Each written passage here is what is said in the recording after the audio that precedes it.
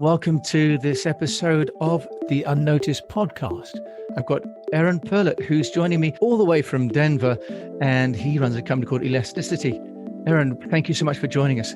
Hi, Jim. Thank you so much for having me on today. Now, tell us about elasticity and the problems that you're solving for business owners. Sure. Elasticity was founded about 12 years ago. We were all working for Fleishman Hillard, which anyone who works in our industry, Jim, is familiar with. And the challenges we're really trying to address is simply that. And when people come to us, they have a business problem or they wouldn't be coming to us at all. They're trying to drive sales. They're trying to, usually it's related to their fiduciary responsibilities of whether it's revenues or whether it's a nonprofit that's simply trying to build its cash, or it's someone in crisis who's trying to protect their revenue because someone is upset with their brand or an individual that represents their brand. Typically, that is the problem we're always trying to solve. And the way that we view the world of elasticity is that every problem begins with data. We try to use and infuse data with everything we do, try to understand an audience, try to develop creative, try to reach an audience. It's always using data. And today, if you look at reputation management, public relations, advertising, whatever you want to call it, if you look at marketing communications today, there are two primary tenets. There's content and there's distribution. And what we try to do is create really compelling and disruptive content and then deliver that. And we remain agnostic to how it's delivered, but typically that delivery needs to be in 360 degrees because getting people to pay attention to one channel today is very challenging, thanks to what technology hath wrought upon us over the past 15 years or so. Aaron, you've mentioned a few things there that are a bit different to your background. You're at Fleishman Hillard, the PR firm. So what brought together this idea of communications and data from a PR background? Yeah, you're right. My background is really steeped in media relations. I began my career working in television as a producer. And so I have always at the heart of what I'm passionate about and what I'm interested in, it's been content creation.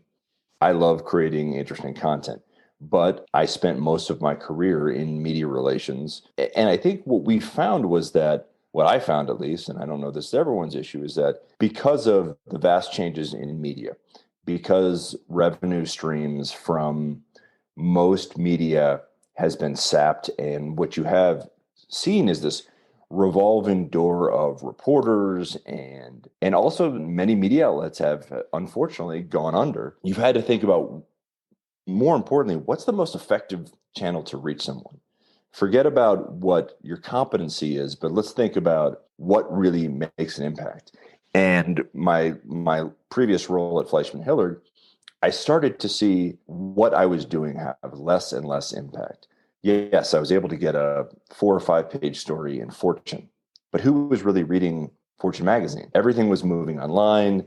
Nobody, the only magazines were sitting in doctors' offices at that moment. And my partner, my now partners at Elasticity and I had a vision for starting with data, creating a content-rich approach, and then integrating that through traditional media relations, through social media, through advertising. And we built a team that was integrated and worked together. Because to get back to the data function, if I'm a media relations practitioner, I don't want to be going to 300 different media outlets to pitch my story. What I want to go to is the most effective ones. The person who's got the information for that is actually our media buyers. Because our media buyers, they use data that they wouldn't be spending a client's money to place advertising unless they knew the audience was the most effective for whatever that task is. So the data sharing between our paid media and our earned media makes for a far more effective media relations practice. And then I also find that, again, getting back to content being one of the fundamental pieces, if I'm able to send a compelling piece of content to a reporter that outlines what I'm trying to get at, they're far more likely to pay attention. In the same way that if I've got a short, compelling video on Facebook, you're far more likely to pay attention than to some static post. And so that content and the delivery of it is really the two essential stools, or I guess pillars of the stool. Can you just tell us which tools are you using to do that kind of data targeting and analysis? Because that's where it starts from the sounds of things. Is it Google AdWords, or what are you using as attribution software? So we use a number of things, some of them proprietary, some of them are simply just paid subscriptions, everything from Nielsen data to Facebook data, which is free for anyone. Because Facebook, they don't care about charging you for the data, because they want to charge you for paying to advertise and reach. I don't mean boosting, because boosting actually, all it does is help reach the audience you've already built. But if you don't use Facebook advertising, you just simply drop a piece of content out there, only about 3% of your audience is going to see it. So let's say you're a breakfast cereal brand and you have 1 million followers. 3%, if you just drop a piece of content on Facebook, only 3% of your followers are going to see it at most. If you put some spend behind it, that number broadens dramatically. And it doesn't have to be a huge spend. But then you're also not just reaching your own audience, you're reaching new audiences, and you can segment the targeting data you use to reach them. And when Facebook did that, everyone followed suit. LinkedIn followed suit, Twitter followed suit. And what you found was that the platforms they're tremendous tools to deliver the right message to the right people. But they're also really great at making themselves money. So if you're not willing to spend a little money, your message is going to fall on deaf ears. So does that fundamentally change the nature of PR? Because it used to be earned media, paid media. It sounds as though all that owned media really is paid for in terms of distribution. It changes the nature of what PR used to be, which was content that had integrity, that was chosen by an editor. Do you think that's just all gone away?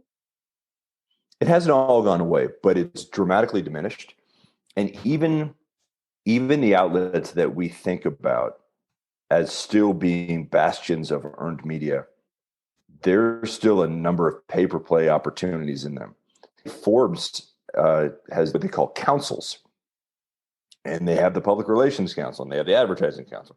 You can pay $1,200 a year, and you can publish on Forbes. So from a thought leadership perspective, that's a very heady thing, but it's a pay-for-play opportunity. It's an advertising opportunity. If you look at native content on, say, CNN.com or MSNBC or what have you, oftentimes some of the editorial content we're reading is actually paid for. There's really been a blurring of the lines. Now, that doesn't mean there are not still credible news opportunities if you have credible news. And but oftentimes what media outlets are paying attention to is the Goliaths of industry, the true industry changers, or unfortunately, the worst things that are happening in the world. If you look at our news streams, traditional media is covering calamities. It's from the BBC in the UK or globally rather, to NPR. It's a very depressing thing to listen to. One of the journalists in Beijing, when I was talking with him, he said that, good news is not news. Bad news is good news. And that unfortunately was a tenor of it. You've also said something though, Aaron, about this need for disruptive content. And just tell us what you mean by disruptive content. Yeah, I think when people hear the word disruption, I think there's immediately a negative connotation to it. That means that it's Sacha Baron Cohen, it's buffoonery, it's something like that. And that's not necessarily the case. Being disruptive is doing something different. And maybe it's not only different for you as a company, but it also could be different for your industry. I'll give you an example of something we've done for one client actually on two different occasions. We worked with H&R Block, which in the U.S. is a huge tax processing concern here. And we worked with them for two different tax seasons. And you can go and here's the typical pitch. It's, hey, it's tax season and there's nothing better than H&R Block. They process more tax returns than anyone else in the U.S. Okay, if I'm a reporter and I see that, I'm like, that's not interesting to me. I want to see what TaxSlayer is doing, what TurboTax is doing. They're disrupting the industry. They're making sure you can do it on video. That's disruptive, doing it on a video. Our first campaign for H&R Block was called the Million Mustache March. And we had a tax policy professor write a white paper that basically made an argument that people with mustaches should be due a $250 tax return because they were improving good looks in America. And they were erasing the stigma of the ugly American. And so we had a true tax policy professor write this document. It was based on past case study law for teachers in the US. And we held a physical Million Mustache March. We launched this in early February until tax day on the 15th of April. The way you could support this was by putting a branded mustache on your photo on Facebook. And every time a consumer did that, H&R Block would make a donation to a charity called Millions from One, which creates water access in third world countries. But it was this disruptive notion of this ridiculous argument about taxes related to H&R Block and mustaches and a charitable endeavor. And it ended up getting covered globally, not just in the US. The BBC actually covered it globally. And it was an actual, to turn a phrase, a drop in the bucket from an investment standpoint, an H&R Block standpoint, because at the same time they were running their traditional advertising on major media. This was purely a digital and an earned media campaign. We got amazing coverage for it, but then we also got great interaction online because it was disruptive, because it was different. Nobody took it really seriously. They realized it was all in good fun, but H&R Block's name and brand equity was attached to it at every stage of the journey. You can also do disruptive, though, and tug at the heartstrings. You can do disruptive by something that is purely movement oriented, that's trying to drive change to help improve humanity. It's finding a way to just step out of the norm. That is a really fantastic way of looking at it. And I see you've also worked with GoDaddy, which traditionally is being almost a commodity internic registration. Yeah. Can you share another example? Sure. We were with GoDaddy at a really interesting time in their evolution as a company, because they had become known as a brand by doing very racy advertising. Yeah, there's exactly. So there's small T-shirts and fairly robust girls being sprayed down with water after Super Bowls or during Super Bowls. And it was funny because when we signed up with GoDaddy, people said, "Oh, that's great. You guys are crazy. They're crazy. What a great marriage." They hired us actually to help soften their brand. They wanted to appeal to what they call the doers. And that is people like us that are entrepreneurs that need services like web services and different digital services and tools. And so what we really did was we dramatically softened their image, and we tried to appeal to entrepreneurs, not just men sitting at home in their basement, and tried to use different colors and different scenarios and bring to life different stories about largely oftentimes female entrepreneurs to really soften the image and appeal directly to people who gobbling up these different services and using different tools and creating their own websites and things like that. And so in terms of the problems that people come to you to solve, it sounds like it's also quite elastic in terms of the kind of clients that you're getting. Do you have some kind of process that people can follow if they're listening to the show? Do you have an elasticity way, for example, that they can use? Yeah, it's called listening. It's I think that we're so jaded by our own preconceived notions and I've seen this in C-suites as well, that we go into a situation where we think we know what a customer wants. We think we know the answer to something. And instead of stepping back, getting rid of our preconceived notions and actually looking at what research tells us, and then trying to derive insights from the research about your audience, because it's not that terribly difficult or expensive to go get research about what people think of your brand. It's not, and even if you don't have those types of means, if you're a small business owner, to look at maybe how your competition is being effective, what's really moving the needle from them, even if it doesn't appeal to your own personal sensibilities. If you're trying to build a business, what you care about is serving an audience, and you're trying to bring whatever your dream is to fruition, but you're trying to serve a specific demographic. And I think throwing out those preconceived notions is where it begins. Looking at true data and understanding what your audience really wants. I think that to me is the key. And then I think the other thing is, this might sound odd, paying attention to pop culture. As guys like you and I get older, it's harder and harder. When you hear a name, Camila Cabello, who's that? Well, she's a really popular singer that my kids love. Oh, I don't care about her. Yeah, but if you're trying to reach 17-year-old girls to sell your products to, they care. So it's paying attention to pop culture oftentimes is really important, because then, to get back to the mustache campaign you and I talked about earlier, at the time, mustaches were becoming a thing. There was this kitschy nature to mustaches, and young people everywhere were really getting into mustaches. It was an important part of how culture was evolving. And today, if you look at it, there's a lot more people with facial hair today than there was 20 years ago in the workplace. That was the beginning of that. And so we were looking to identify what are trends that we can jump on top of, that we can really make work for this brand. So I think it's looking at data, looking at research, throwing your preconceptions out the door, and trying to be realistic, agnostic about what your customers want and desire.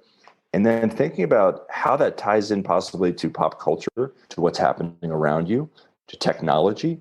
What are the tools that people are using? Not every company like Zoom stumbles into a global pandemic and becomes an overnight sensation. We've been using Zoom for 6 years, but there are people that had never heard the word Zoom before last February. So it's, to me, that's the key. It's listening, actually. Listening to everything around you and not getting so tied into your own preconceived notions.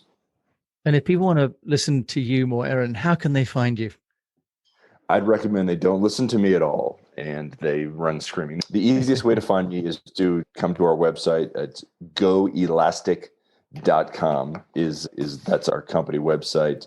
Or you can go to Amazon and Google me and find my terrible book, which is horrifying. But actually, that does get back to an important point that you and I touched on earlier that I should probably mention. Search today. I think that traditionally public relations practitioners have not paid enough attention to the power of search. I absolutely agree. And search algorithms change constantly. So today, to me, search is the ultimate arbiter of everything. It helps people find things. It helps people determine whether they want to work for you, whether they want to live somewhere, whether they want to move somewhere, whether they want to purchase a product.